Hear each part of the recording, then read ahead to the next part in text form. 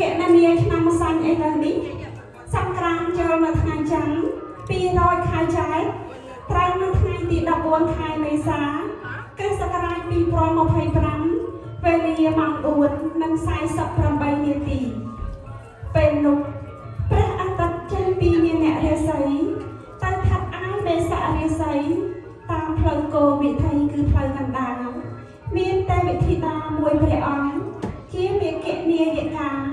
ព្រះនាមកោរិយទេវីជាបុត្រីទី2នៃកបិលមហាព្រហ្មគង់នៅចតុមហារាជការក្រុងអំបវរលឿងរំអនៅព្រះកាយដោយសៀងការអង្គាបោះអភរណកាយមុតាភៈសង្ហាត្រង់ទេរៈព្រះហស្តស្ដាំត្រង់ព្រះខ័នព្រះហស្តឆ្វេងត្រង់ឈើជាប់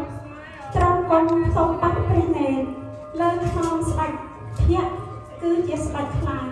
ជាយានពាហនៈយកទៅជាខាងបាយអពុតតែមកអស់ទេវបុត្រទេវធីតាមកដង្ហែប្រតិសិនក្នុងព្រះសូម៉ែរុរាជអូស័កស័យ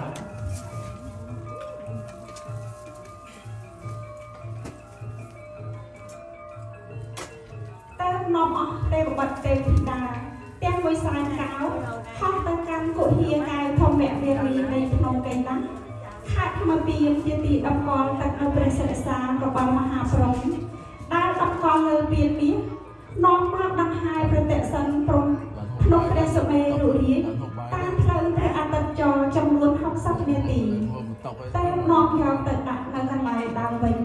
ហើយប្រជុំទេវបុត្រទេវធីតាទាំងមួយស្រែកកោចូលស្រុកទឹកអមតៈមហាស្រះ